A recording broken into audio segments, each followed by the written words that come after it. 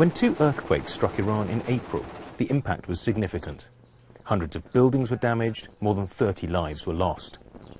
Tremors from those quakes were felt here in Dubai, 300 to 500 miles from the epicenters. Nobody died, no one was hurt. In fact, the impact was nothing more serious than items falling off shelves and partition walls shaking. But it still caused mild panic, sending social media into overdrive as office towers and apartment blocks were evacuated. And while some people here were able to laugh at a reaction many felt over the top, others were genuinely surprised that they felt anything at all in their buildings.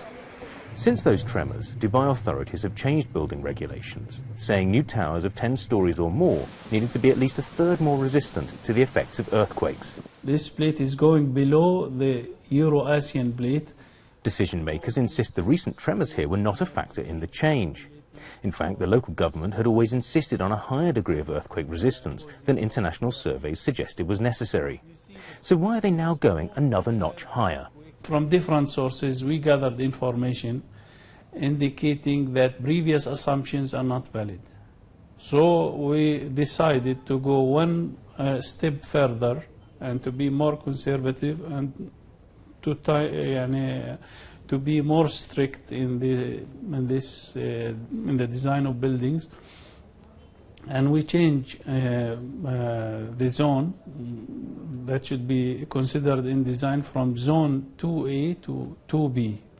2B buildings can resist earthquakes up to 5.9 on Richter scale. Completed buildings and those already approved or under construction are exempt from the changes.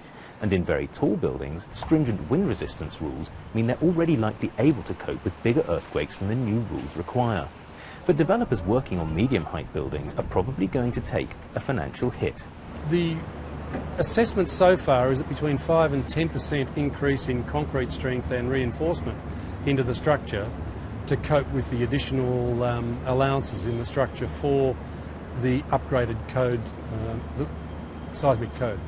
Given that the structure costs of a building are normally around 30%, 35%, a bit more in very tall structures, then a change of 10% in the concrete and reinforcement is going to make maybe a 2–3% change in the overall cost of a structure of, say, 10 to 30 stories.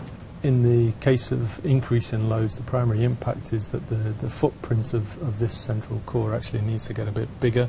And despite the exemption for existing buildings, structural engineers like Mark are getting calls from people concerned about the safety of their finished towers. Well, we have been contacted by a number of clients, both current and historic, a lot of which have been prompted by questions from their own tenants following the tremors that we had in April. Obviously there was a lot of movement that occurred during these events, and it's caused significant alarm. From a response perspective, from our side of things, we really need to look at buildings on an individual basis. At the moment we haven't found anything that needs to be changed in any of the existing buildings, but it's still at a very early stage.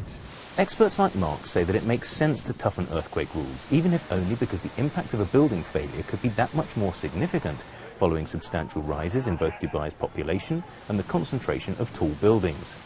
And irrespective of cost, the new requirements are likely to be interpreted as positive news by the average person living in the city.